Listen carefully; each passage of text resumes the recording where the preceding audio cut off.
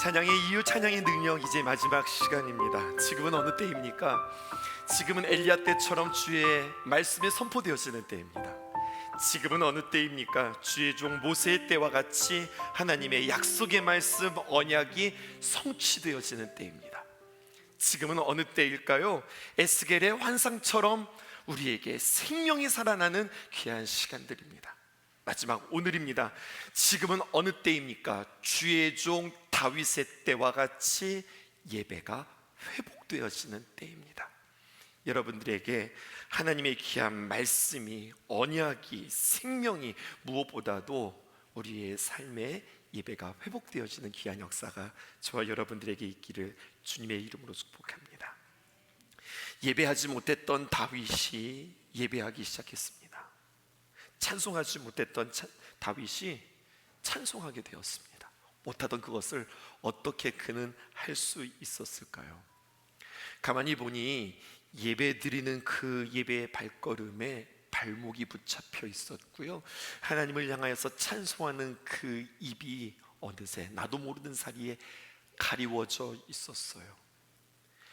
하나님 앞에 나가는 그 발걸음이 발목 잡히고 하나님을 향한 그 찬양의 입이 가리워지기까지는 한 가지 이유가 있었는데, 그것은 바로 그 앞에 당한 두려움으로 인하여서 찬양할 수도 없고 예배할 수도 없었던 모습이 오늘 성경에 기록되어져 있습니다. 그러므로 우리는 주님 앞에서 어떻게 예배를 회복할까, 이것을 이야기하기 전에 예배를 방해했던 두려움이 무엇인지, 그 실체와 그리고 그 두려움의 정의가 먼저 우리에게 있어야 하겠습니다. 두려움에는 여러분 두 종류의 두려움이 있었다고 지난 5월에 여러분들에게 말씀드린 적이 있으나 기억 안 나시죠?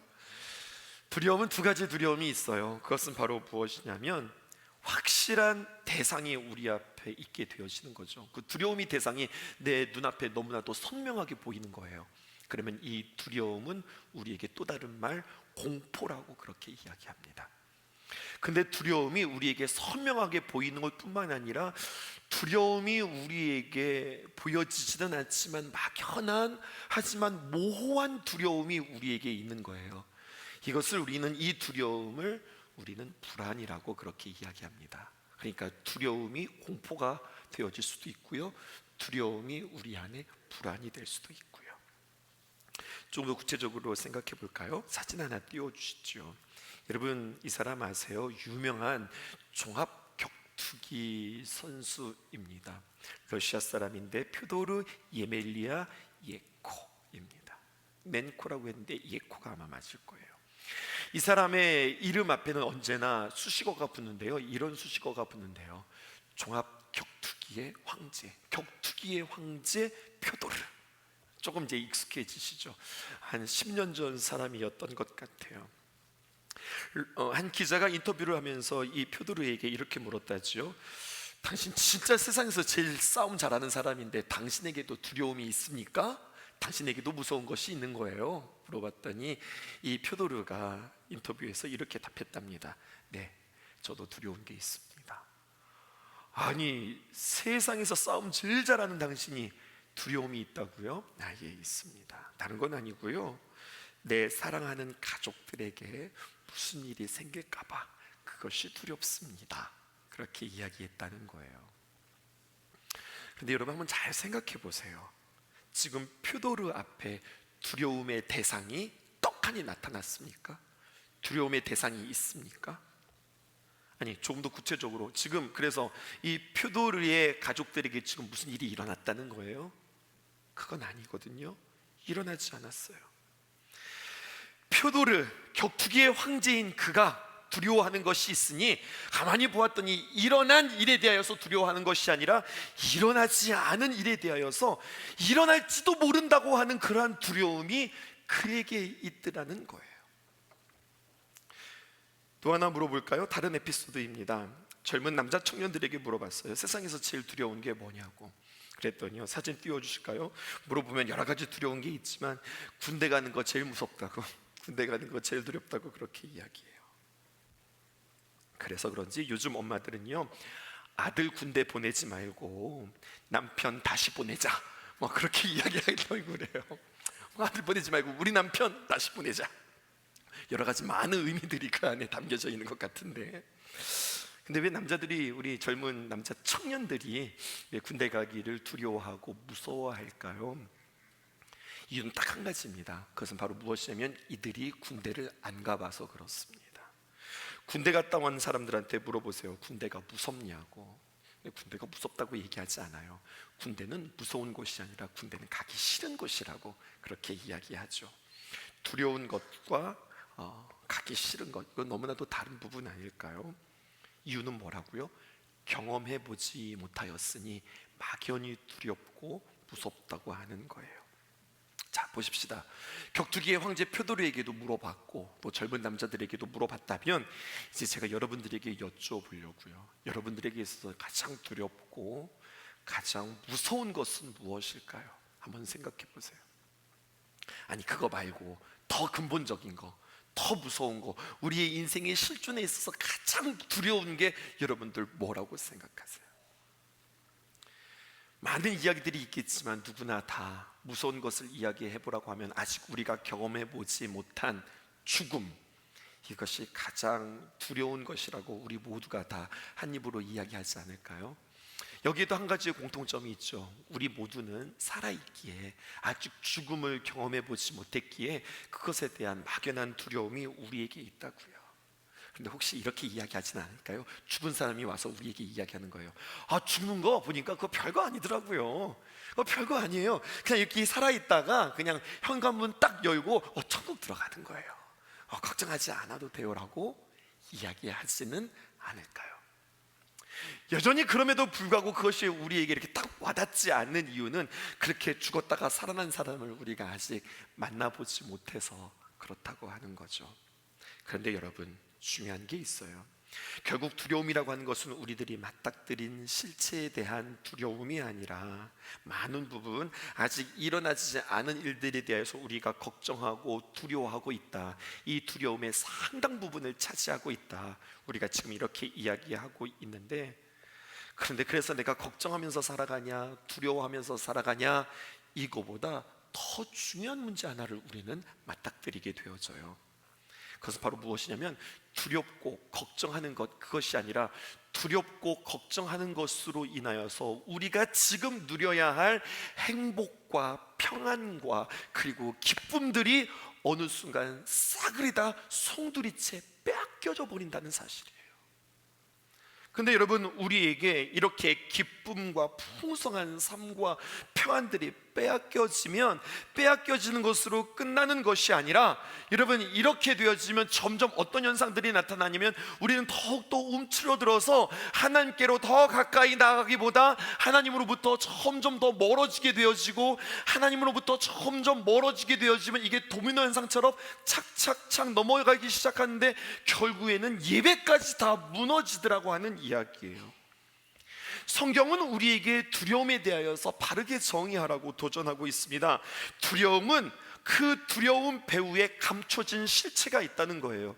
두려움의 목적이 그냥 두렵지, 무섭지, 이것으로 끝나는 것이 아니라 두려움과 그리고 걱정의 목적은 우리 안에 있는 평안과 기쁨을 빼앗음과 동시에 하나님으로부터 멀어지게 만들고, 그리고 우리의 예배가 다 무너지게 만드는 것이 결국 두려움의 목적이라고 한다면, 그리고 그 뒤에 마귀 사단의 배후가 있다고 한다면, 여러분, 우리는 다시 한번 그렇게 마귀 사단이 뒤에서 조종하고 있는 이 두려움을 어떻게 이길 것인가, 우리가 고민하고 생각하는 것이 아니라, 우리가 회의하는 것이 아니라, 오늘 본문 시편 27편에 그렇게 두려움을 맞이했던 이 다윗이 어떻게 이것을 극복했으며, 극복하는 것으로 끝나는 것이 아니라 그가 어떻게 예배했는지 우리가 살펴보면서 여러분들에게 정말로 두려움을 여는 열쇠 세 가지를 꼭 챙겨갈 수 있기를 주님의 이름으로 축복합니다.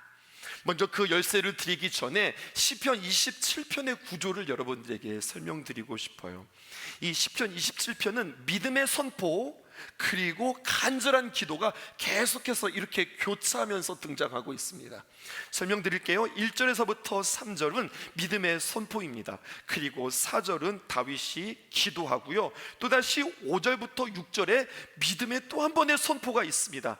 그 다음에 7절부터 시작해서 12절까지 다윗이 또 기도하고요, 그 다음 마지막입니다. 13절에서 14절까지는 이제는 믿음의 선포가 아니라 믿음의 고백과 찬양과 영광으로 이 이야기가 맞춰져요. 그러니까 무엇을 보셔야 되냐면 계속해서 뭐가가 계속 이렇게 교차되고 있다고 하는 이야기죠. 어제 저녁에 성도들을 몇몇을 신방하면서 문자를 보냈는데 참 행복한 답 하나 들었어요. 성도님 많이 힘들고 어려우실 텐데, 요즘 많이 건강도 어려우신데 내일 건강한 모습으로 정말로 활기 있게 내일 만나기를 원해요. 그렇게 기도할게요. 문자를 보냈어요. 그랬더니 답이 왔는데 뭐라고 답이 왔냐면, 목사님 예수님의 이름으로 선포하고 일어나겠습니다. 그렇게 이야기하는 거예요. 이 성도님은 선포의 능력을 알고 있구나, 이걸 발견했어요. 선포한다는 것은 무엇입니까? 하나님의 귀한 말씀, 그냥 막연한 긍정이 아니라 하나님의 귀한 말씀을 근거로 하나님을 향해서, 하나님 나는 이렇게 주님 앞에 설 것입니다, 하나님 앞에 고백하는 거고, 내 자신을 향하여서도 내 영혼아 깨어라, 일어나라, 나 자신에게 명령하는 것이고, 더 기가 막힌 것은 마귀 사탄에게 두려움을 주고 우울하고 여러 가지 많은 환경들로 인하여서 이렇게 움츠러드는 우리에게 나는 그렇게 무너지지 않을 것이다, 나는 너의 그렇게 조종하는 일들에 휘둘리지 않을 것이다, 선포하겠다는 이야기예요. 하나님도 들으시고 나의 심령도 들으시고 악한 마귀 사단도 듣는 그 선포가 그 가운데 있었다는 거죠. 그런데 우리의 삶에는 선포만 있는 것이 아니라 때로는 우리의 삶에 한숨도 있는 것 같습니다. 죽겠다, 진짜 너무 힘들다, 그래서 못 살겠다, 진짜 지긋지긋하다, 이렇게 이야기하는 거죠. 하나님도 들으시지 않을까요? 그런 한숨과 그러한 탄식이 내 심령에도 그대로 들려지지 않을까요? 그 소리에 마귀가 눈이 번쩍 띄어지지 않을까요? 네가 지금 찬송을 하는구나, 네가 나를 위해서 지금 네가 노래를 부르고 있구나. 마귀가 너무 좋아하지 않을까요? 우리의 선포가 하나님을 기쁘시게도 하지만 때로는 우리의 한숨이 하나님의 마음을 아프게도 하겠구나.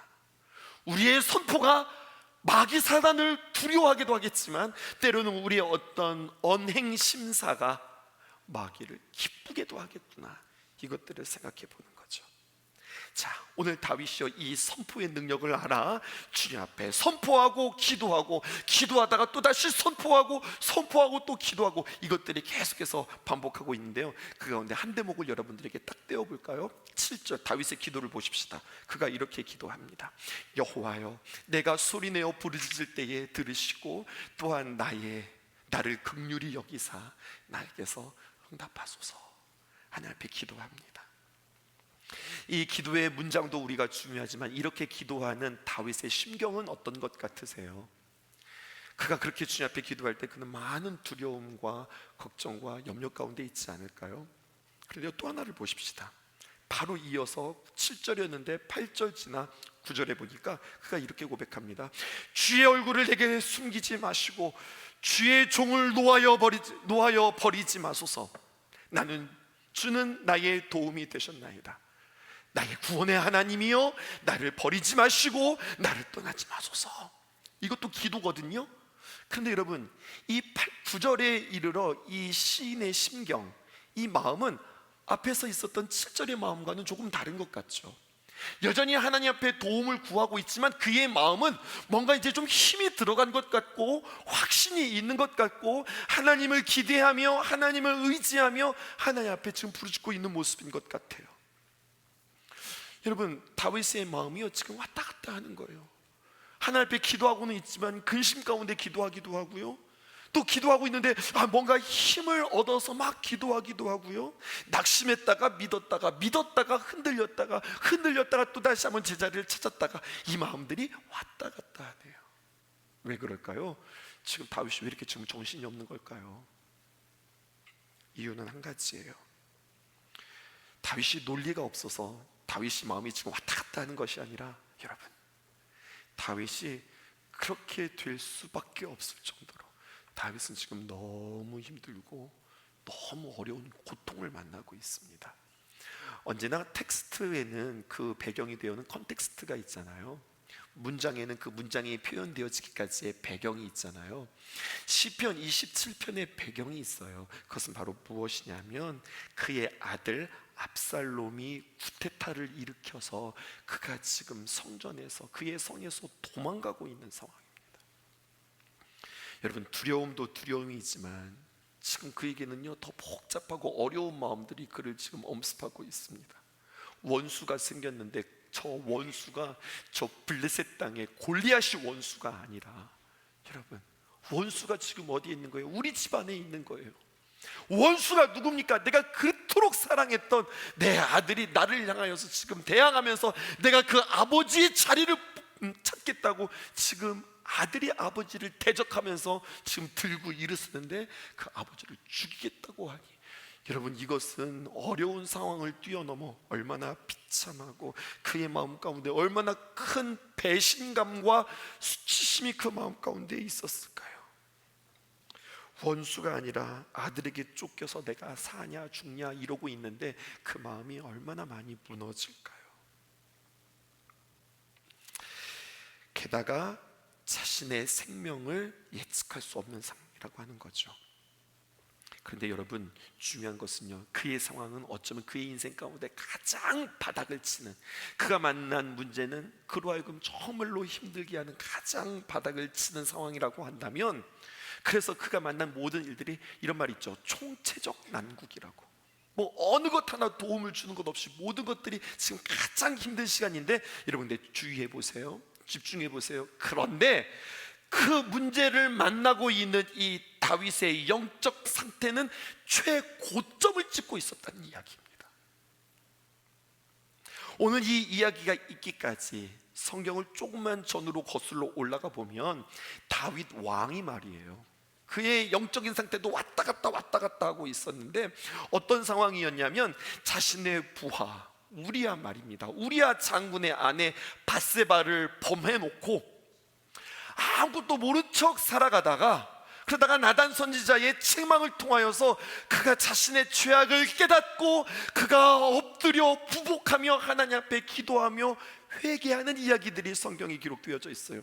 물론 상징적인 표현이겠지만 그가 하나님 앞에 기도하는데 얼마나 기도했냐면 그의 버게를 다 적셨고 그의 침상을 띄울 정도로 그렇게 주님 앞에 회개하면서 기도했다는 거예요. 그러니까 보세요, 우리의 삶에 참 좋은 일도 있고 나쁜 일도 있고, 좋은 일도 있고 나쁜 일들도 있는데, 좋은 일이 있을 때 우리의 영적 상태가 참 좋으면 얼마나 좋아요. 그럼 같이 좋은 거죠.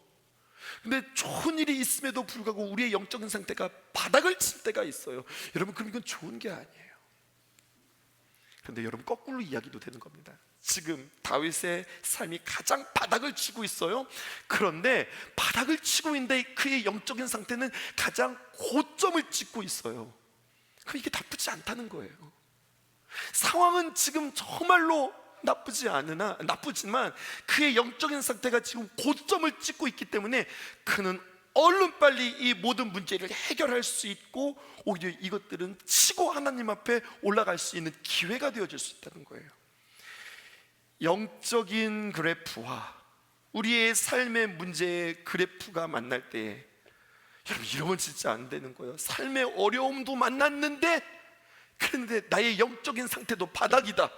그러면 이제 답이 없는 겁니다. 답이 없는 겁니다. 이 원리를 잘 깨달아 나의 영적인 상태가 중요한 거예요. 문제는 늘 우리 안에 있는 겁니다. 고민들은 늘 우리 안에 있는 겁니다. 나의 영적인 상태들을 늘 끌어올리는 일들에 우리는 집중해야 할 것입니다. 이 특별한 영적인 고점을 찍는 그에게 기도도 특별했어요. 어떤 기도인가 보실까요? 다윗은 그저 열심히 안타깝게 오랫동안 기도하는 것이 아니었습니다. 그에게는 뭔가 특별한 기도를 우리는 보게 되어져요. 여러분, 우리가 좀 더 감정이입을 해볼까요? 여러분, 다윗이라고 한다면 이런 상황에서 어떤 기도가 나오는 것이 자연스러울까요? 지금 아들에게 쫓기고 있고 원수에게 쫓기고 있는 상황이라면 당연히 이렇게 기도해야 됩니다. 하나님, 저 압살롬, 저 망령된 저 아들 말입니다. 하나님, 저의 계획이나 저의 모든 준비들이 다 무너지게 해주세요. 저와 함께 있었던 모든 사람들이 다 흩어지게 해주세요. 전쟁이 망하게 해주세요. 그의 모든 계획들이 수포로 돌아가게 해주세요. 여러분, 이렇게 기도해야죠. 그런데 다윗이 딱 한 가지만 구합니다. 이 어려운 상황 속에서, 총체적 난국 속에서 다윗은 더도 않고 딱 한 가지를 기도하는데, 그의 기도말 시편 27편에 보면 압살롬의 압자도 나오지 않아요. 고난의 고자도 나오지 않아요. 그가 한 가지를 구합니다. 무엇을 구하나 보실까요? 그가 하나님 앞에, 하나님, 저 소원이 하나 있어요. 기도하는데 그 소원은 무엇이냐? 4절입니다. 내가 여호와께 바라는 한 가지 일, 한 가지를 원해요. 그것을 구하리니 곧 내가 내 평생의 여호와의 집에 살면서 여호와의 아름다움을 바라보며 그의 성전에서 사모하는 그것입니다. 잘못 해석하면 이렇게 되어지는 거예요. 하나님, 이 모든 환경들이 잘 회복되어서 예전에 우리가 그렇게 하나님의 귀한 성전에서 하나님을 바라보면서 예배했던 그때로 돌아가 내가 정말로 전심으로 아무 걱정하지 않고 하나님만 예배했으면 좋겠어요. 이렇게 해석할 수도 있거든요. 근데 그러면 이것은 이 다윗에게 있어서 한 가지 기도 제목이 아닌 거예요. 문제 풀어주세요, 예전으로 돌아가게 해주세요, 그래서 하나님 앞에 예배하게 해주세요. 이거 오직 주님께 바라는 한 가지 제목이 아니잖아요. 어떤 것도 다 필요 없고 오직 한 가지입니다. 하나님, 내가 주님께 바라는 한 가지, 그것은 내가 내 평생의 여호와의 집에 살면서, 여기서 말하는 여호와의 집이란 성전을 의미할 수도 있지만 더 근원적으로 이야기하면 주님과 만났던 그 자리가 나에게 회복되어지기를 원하고요. 여호와의 아름다움이라고 하면 눈에 보이는 화려함이 아니라 그때마다 주님께서 나를 만져주시고 위로해 주셨던 하나님이 귀한 말씀이 나는 사모되어지고요. 그의 성전에서 사모하는 것이라, 나의 성전이 아니라 그의 성전, 그의 소유, 그가 거하는 그 자리, 그것을 나는 사모할 뿐입니다. 주님, 이 어려움 속에서 내가 원하는 것 딱 한 가지예요. 그것은 바로 만남입니다. 나는 하나님을 만나야 합니다. 여러분, 이 만남이 바로 무엇이냐? 예배라고 하는 겁니다. 자신의 소원은 평안, 승리, 축복, 해결, 이것이 아니라 나의 소원은 단 한 가지, 주님을 만나는 것입니다. 이렇게 고백하는 거예요. 지금은 주의 종 모세 때와 같이 예배가 회복되네. 우리가 찬양하는 찬양의 가사거든요. 주의 종 다윗의 때와 같이 예배가 회복되어지네. 근데 오늘 이 찬양도 묵상을 하면서, 야, 다윗을 이야기하는데 뭐라고 표현하느냐? 이스라엘의 왕 다윗의 때와 같이 이렇게 표현하는 게 아니라 다윗을 표현하기를 주의 종 다윗의 때와 같이 이렇게 표현하거든요. 종의 정체성이 무엇일까요? 누구 보고 종이라고 하는 거예요? 종은 주인의 말을 잘 경청하여 듣고 그 말에 따라서 잘 그 임무를 수행하는 자를 종이라 하는 거예요. 주님이 하시는 말씀을 잘 듣고 그것 따라 하는 것이, 그게 종의 임무요, 그게 종의 정체성입니다. 근데 다윗이 뭐라고 이야기해? 나는 주의 종이 외다, 그렇게 고백하는 거거든요. 하나님이 말씀하세요. 이렇게 참 힘들고 어려울 때 주인 되신 하나님께서 비로소 다윗에게 말씀하세요. 뭐라고 말씀하시는가 보실까요? 8절입니다. 너희는 내 얼굴을 찾으라. 내 얼굴을 찾으라. 누가 말씀하시는 거예요? 하나님께서 이렇게 말씀하시는 겁니다. 너희는 내 얼굴을 찾으라 하실 때에 내가 마음으로 주님께 말합니다. 뭐라고? 마음으로 말해요. 입으로 말하는 게 아니라 마음으로 말해요. 그런 말이 들렸을 때, 아유, 하나님, 진짜 난 지금 그게 문제가 아닌데, 내가 지금 주님의 얼굴을 구하는 게 지금 문제가 아니라 여러 가지 많은 상황 속에서 이 문제가 해결되고 저 압살롬에 대하여서, 아니면 저들과 함께한 그 한패에 대해서 뭔가가 지금 해결이 나야 되는데 주님 그거는 상관없이 주의 얼굴을 구하라. 진짜 답답하다, 이런 마음일 수 있는데, 다윗 역시 주의 종 맞는 것 같아요. 주님의 그 말씀에 토 하나 달지 않아요.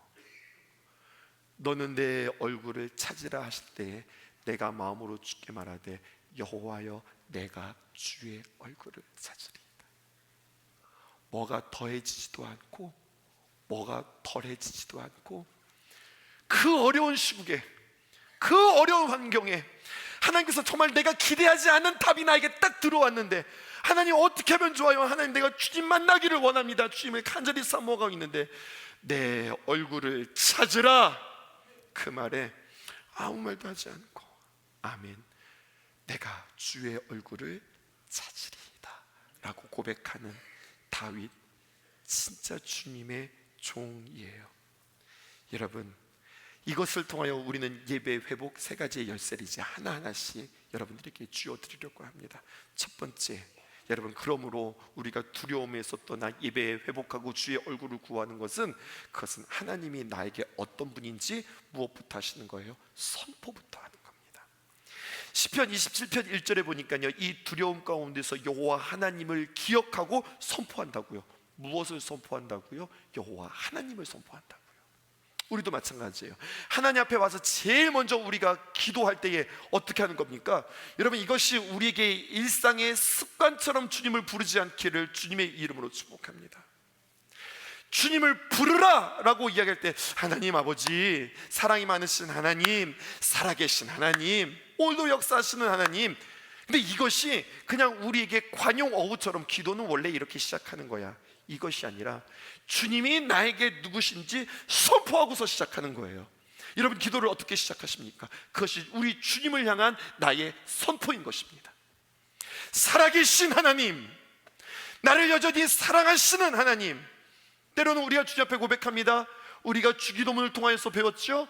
아버지 하나님, 좋으신 주님, 나를 알고 계시는 주님. 이 귀한 선포가 하나님 앞에 우리의 문제를 여는 하나의 키가 되었다고 하는 사실이죠. 다윗은 어떻게 선포합니까? 이렇게 선포하는 거예요. 여호와는 나의 빛이요 나의 구원이십니다. 그러니 내가 누구를 두려워할까요? 여호와는 내 생명의 능력이시니 내가 누구를 무서워할까요? 다윗은 지금 두려워요. 다윗은 지금 무서워요. 공포와 불안이 둘 다 그의 마음 가운데 있는 겁니다.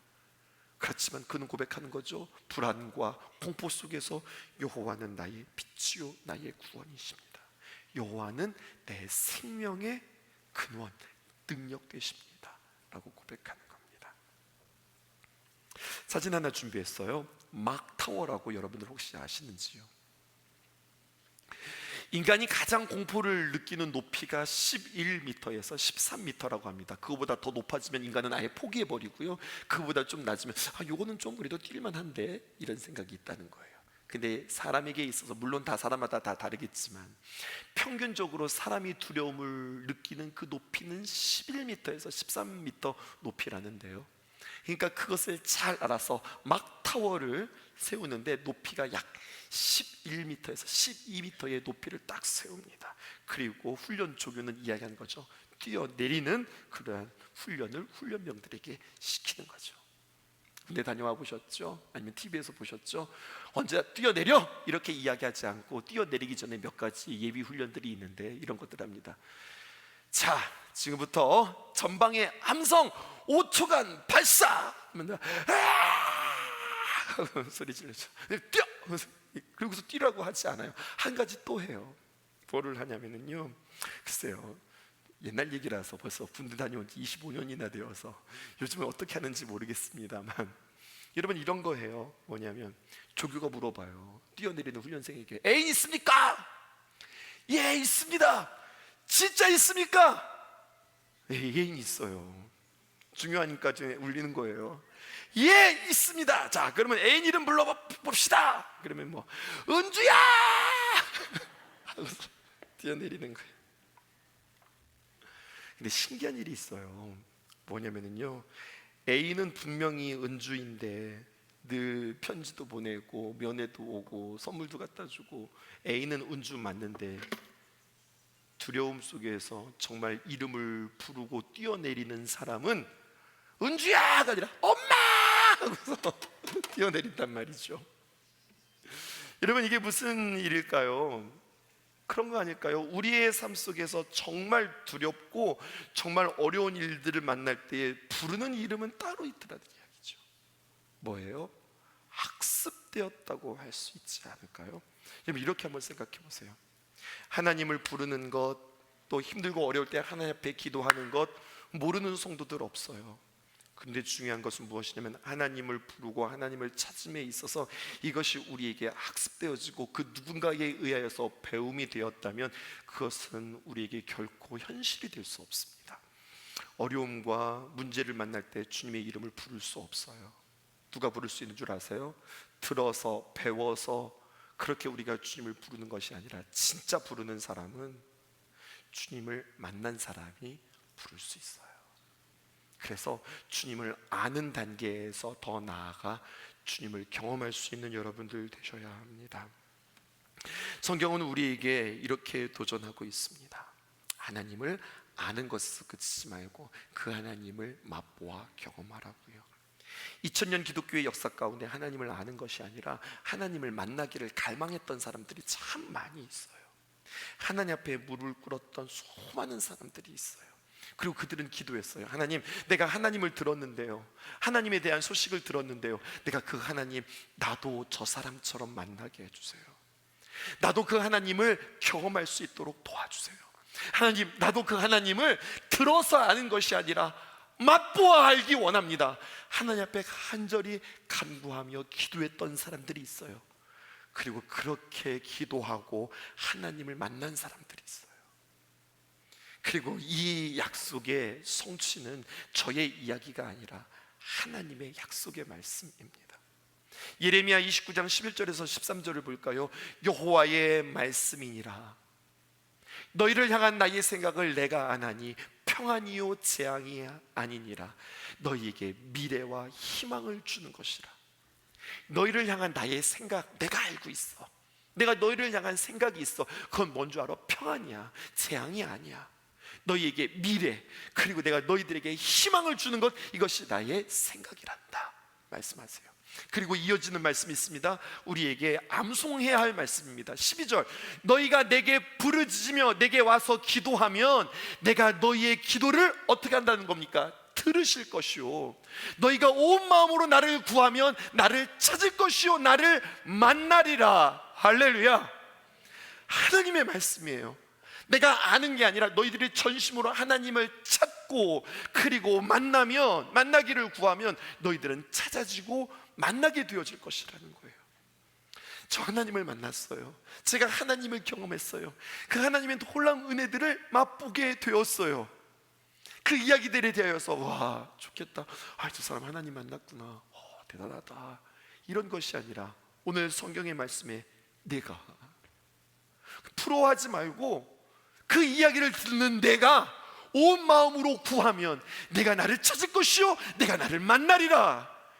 이 말씀에 여러분들을 의지하여 주님을 만나야 두려움 속에서 하나님의 이름을 부를 수 있다는 겁니다. 이게 진짜 능력이 있는 거예요. 이 이름을 알기 때문에 이 이름 가지고 마귀, 사탄, 귀신을 향하여서 예수님의 이름으로 떠나갈지어다 선포할 때에 그 마귀가 떠나가는 역사가 있는 겁니다. 왜 이 일들이 있는 거예요? 내가 그 주님을 경험했기 때문에. 첫 번째, 두려움을 이기는 열쇠, 그것은 내가 하나님을 경험하고 그 하나님의 이름을 선포하는 겁니다. 두 번째, 그것은 바로 무엇일까요? 나에게 비밀스럽고 은밀하게 응답하신 그 하나님을 잊지 않고 그 하나님을 기억하고 그 하나님을 생각하는 겁니다. 5절 말씀에 핵심 포인트가 있습니다. 여호와께서 환난 날에 나를 그의 초막 속에 어떻게 지키셨습니까? 비밀이 지키셨어요. 비밀 동그라미. 그의 장막 은밀한 곳에 나를 숨기시고 은밀한 곳 동그라미. 그리고 높은 바위 위에 두시리로다. 높은 바위 위 동그라미. 이런 뜻이죠. 우는 사자와 같이 두루 다니며 삼킬 자를 찾는데 막 원수가 우리를 찾고 있는데 어디 갔어? 방금 앞에 있었는데 없어진 거예요. 내가 물을 뜯으려고 막 달려왔는데 갑자기 없어졌어요. 이게 어디 갔어? 도무지 모르는 거예요. 넌 모르지.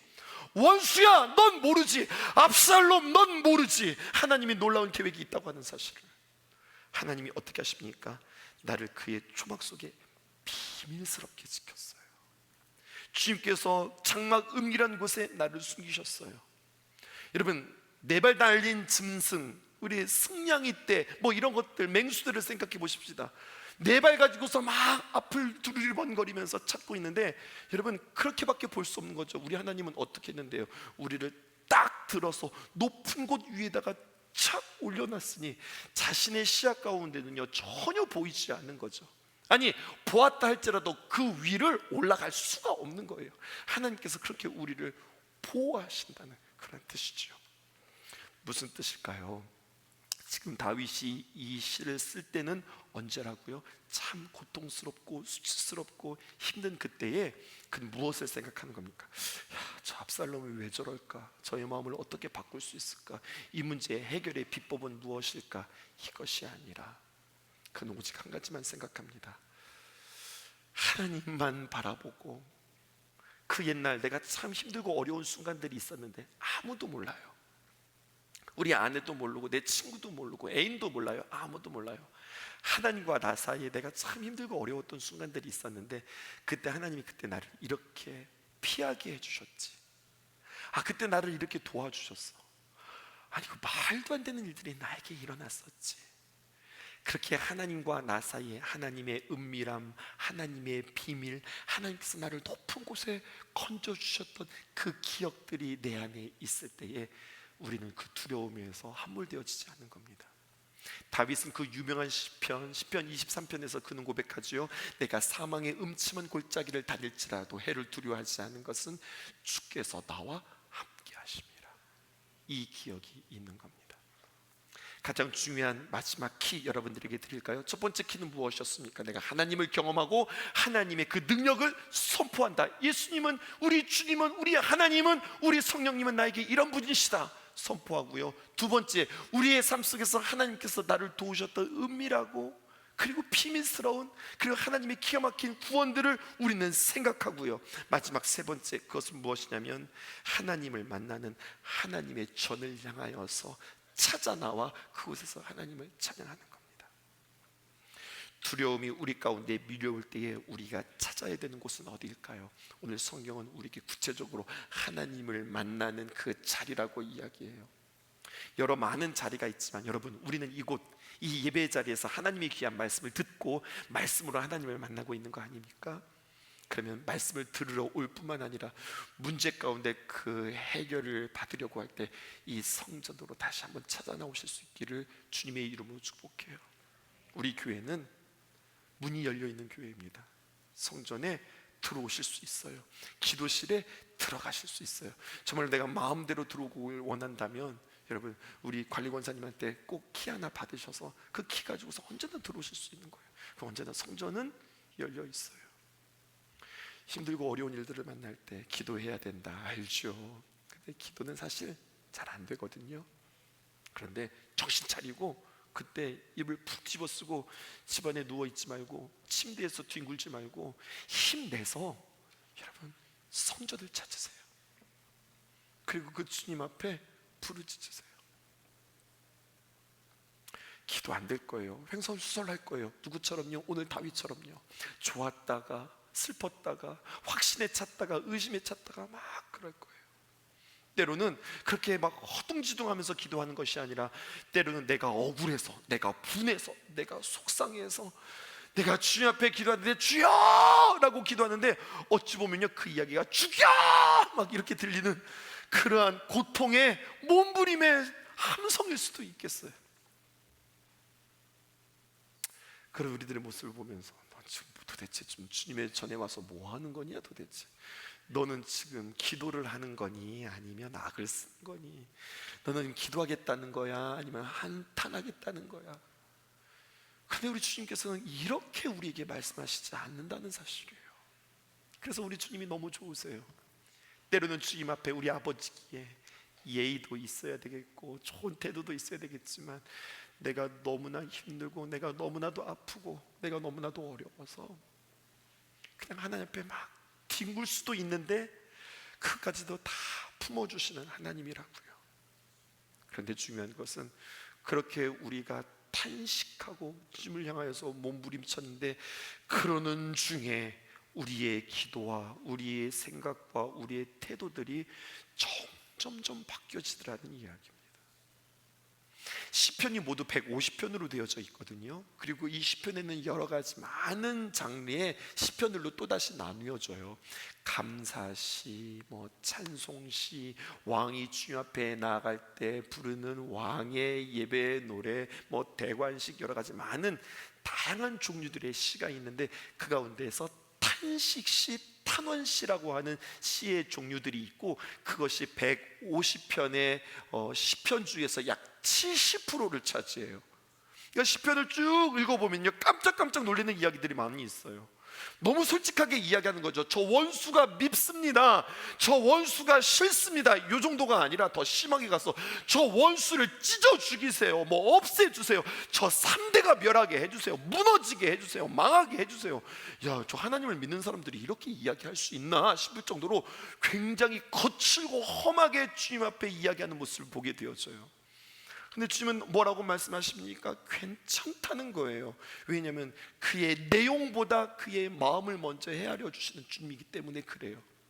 근데 놀라운 것은 이렇게 험상궂은 이야기들이, 이러한 탄원과 탄식으로 시작했던 이야기들이 탄원과 탄식으로 끝나는 것이 아니라 가만히 보았더니 결국에는 감사와 찬송과 영광으로 바뀌어지더라고 하는 이야기입니다.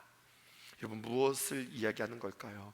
주님 앞에 나와 소리 지르며 주님 바라보고 주님께 몸부림칠 때에 주님께서 우리의 마음 만져주시고 주님께서 우리를 고쳐주시는 변화의 역사를 경험할 수 있다고 하는 사실이죠.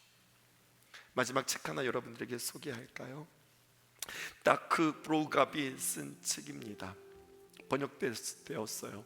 다크 클라우드 딥 머시. 무슨 뜻이냐면 짙은 구름, 더 깊은 긍휼. 짙은 구름, 다크 클라우드를요 이렇게 표현할 수 있잖아요. 먹구름이라고.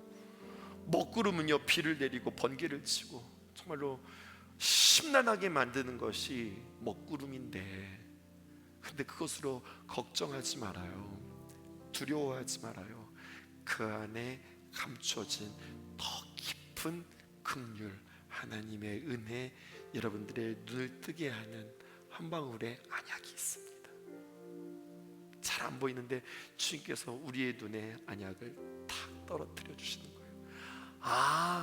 이러한 고난이, 이러한 복잡한 문제가 결국 나로 하여금 이것을 깨닫게 하시는구나, 하나님의 귀한 은혜가 있다고 하는 거죠. 말씀 정리할까요?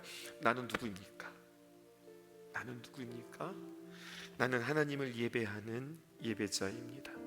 더 구체적으로 하나님의 이름을 선포하는 자, 하나님과 은밀하여 비밀한 응답을 경험하는 자, 내가 서 있는 곳 어디서나 하나님을 예배하면서 찬양하는 자, 내 영혼 거룩한 은혜를 향하여, 내 마음 완전한 하나님을 향하여, 이곳에서 바로 이 시간, 이곳이 어떤 곳이에요? 절망스러운 곳, 이 시간, 정말로 속상한 이 시간, 그럼에도 이곳에서 바로 이 시간 나는 하나님을 예배합니다.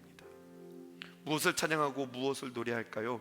두려움이 물러가기를, 문제가 해결되어지는 것을 찬양하는 것이 아니라 소원이라고 하는 찬양은 이렇게 가사가 이어집니다.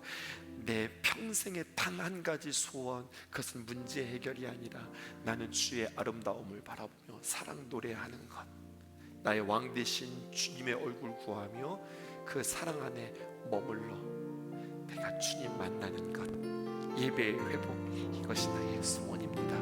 다윗은 고백했다고요. 그 고백이 저와 여러분들에게 있기를 주님의 이름으로 축복합니다. 나는 하나님을 예배하는 예배자입니다. 내가 서 있는 곳 어디서나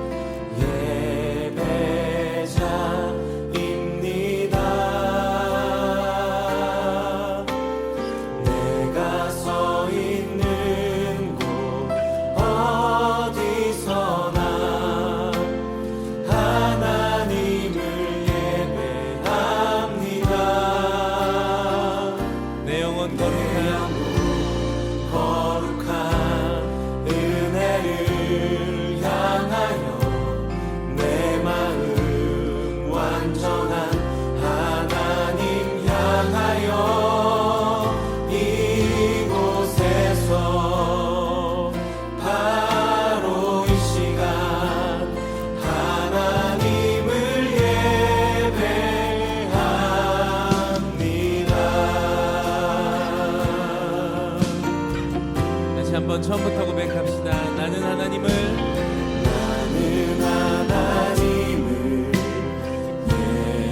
예배하는 예배자입니다. 내가 서 있는 곳 어디서나 하나님을 예배합니다. 내 영혼 거룩한 은혜를 향하여 거룩한 은혜를 향하여 내 마음 완전한 하나님 향하여